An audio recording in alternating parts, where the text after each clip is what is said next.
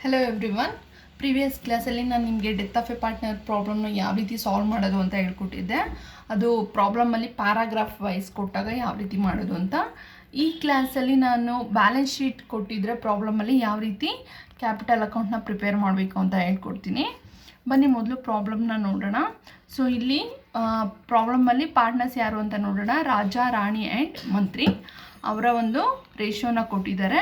And ಇಲ್ಲಿ ಪ್ಯಾರಾಗ್ರಾಫಲ್ಲಿ ನಮಗೆ ನೋಡಿದಾಗ ಗೊತ್ತಾಗುತ್ತೆ ಯಾರು ಡೆತ್ ಆಗ್ತಿದ್ದಾರೆ ಅಂತ. ಈ ಪ್ರಾಬ್ಲಮಲ್ಲಿ ರಾಜ ಅನ್ನೋ ಪಾರ್ಟ್ನರ್ ಡೆತ್ ಆಗ್ತಾ ಇದ್ದಾರೆ. And for preparing capital account what you have to consider ಅಂತ ಇಲ್ಲಿ ನಿಮಗೆ ಅಡ್ಜಸ್ಟ್ಮೆಂಟಲ್ಲಿ ಕೊಟ್ಟಿರ್ತಾರೆ. So based on that we have to prepare the capital account.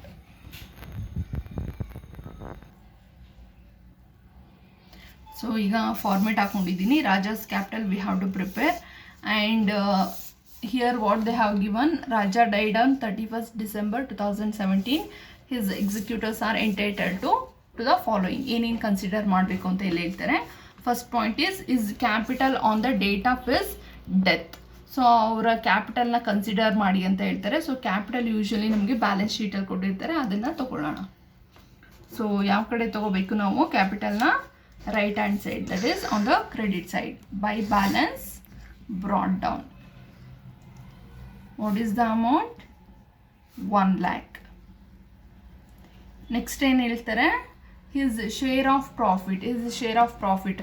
So ನಮಗೆ ಅಡ್ಜಸ್ಟ್ಮೆಂಟಲ್ಲಿ ಕೊಟ್ಟಿರೋಂಥ ಪ್ರಾಫಿಟನ್ನ profit and loss suspense account ಅಂತ ಹೇಳಿ ಟ್ರೀಟ್ ಮಾಡ್ತೀವಿ. ಸಮ್ಟೈಮ್ಸ್ P&L ಅಕೌಂಟ್ ಕೂಡ ಕೊಟ್ಟಿರ್ತಾರೆ, ಯೂಶಲಿ ಅದನ್ನು ಬ್ಯಾಲೆನ್ಸ್ ಶೀಟಲ್ಲಿ ಕೊಟ್ಟಿರ್ತಾರೆ. ಸೊ ಅಡ್ಜಸ್ಟ್ಮೆಂಟಲ್ಲಿ ಕೊಟ್ಟಿರೋಂಥ profit and loss suspense account ಅಂತ ನಾವು ಕನ್ಸಿಡರ್ ಮಾಡಬೇಕಾಗುತ್ತೆ. So that we have to write by profit and loss suspense account. So what is the amount? 80,000.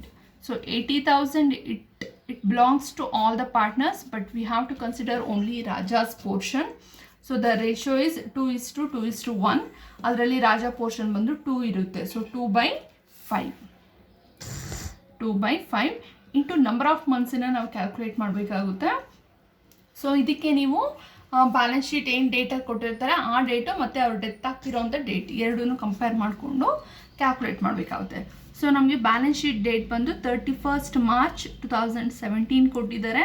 ಅವ್ರು ಡೆತ್ ಆಗಿರೋವಂಥದ್ದು 31st December 2017. ಸೊ ಇಲ್ಲಿ ನೋಡಿ, ಮಾರ್ಚ್ ಮಂತಲ್ಲಿ ಅವರು ಲಾಸ್ಟ್ ಡೇಟ್ ಡೆತ್ ಆಗಿರೋವಂಥದ್ದು. ಸೊ ಹಾಗಾಗಿ ಆ ಮಂತನ್ನ ನಾವು ಬಿಡಬೇಕಾಗುತ್ತೆ.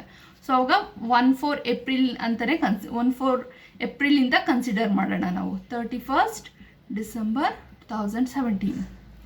So starting balance sheet date ಆ ಮಂತಿನ ಕೊನೆ ದಿನ ಆಗಿದ್ರೆ ಆ ಮಂತನ್ನ ನಾವು ಕನ್ಸಿಡರ್ ಮಾಡಬಾರ್ದು. ಸೊ ಹಾಗಾಗಿ ಏಪ್ರಿಲಿಂದ ಕನ್ಸಿಡರ್ ಮಾಡೋಣ. April to December last day. So ಹಾಗಾಗಿ ಡಿಸೆಂಬರ್ ಮಂತನ್ನು ನಾವು ಕನ್ಸಿಡರ್ ಮಾಡಬೇಕು. So 4, 5, 6, 7, 8, 9, 10, 11, 12. So number of months is 9 months. So 9 ಮಂತ್ಸಿಗೆ ನಾವು ಕ್ಯಾಲ್ಕುಲೇಟ್ ಮಾಡಬೇಕು. 9/12. So amount is 24,000. ಸೊ ಇದಾಯಿತು, ಸೆಕೆಂಡ್ ಪಾಯಿಂಟ್ ಆಯಿತು. Third point is interest on capital. So interest on capital that comes under credit side.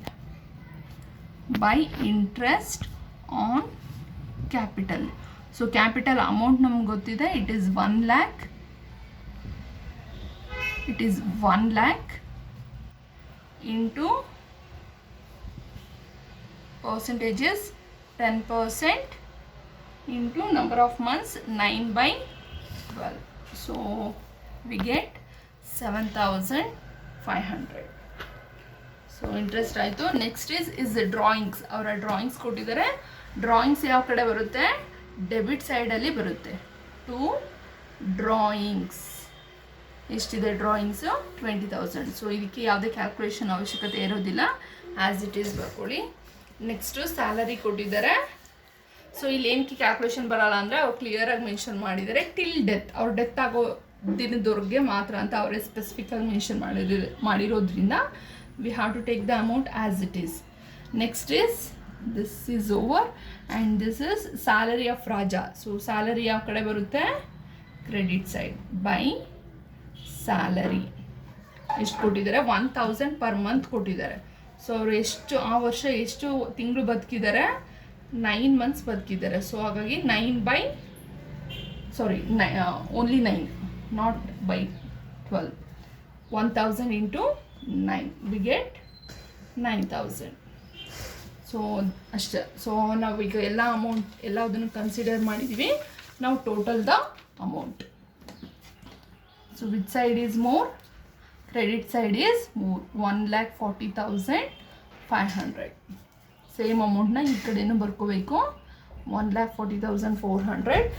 ಇದರಿಂದ ಈ ಅಮೌಂಟ್ನ minus ಮಾಡಬೇಕು, -20,000. So we get 1,20,500. So ಇದನ್ನು ಎಲ್ಲಿಗೆ ಟ್ರಾನ್ಸ್ಫರ್ ಮಾಡಬೇಕು? ರಾಜಾಸ್ ಎಕ್ಸಿಕ್ಯೂಟರ್ಸ್ ಅಕೌಂಟಿಗೆ ಟ್ರಾನ್ಸ್ಫರ್ ಮಾಡಬೇಕು. To Raja's executors account. In bracket we have to mention it's a balancing figure. That's all.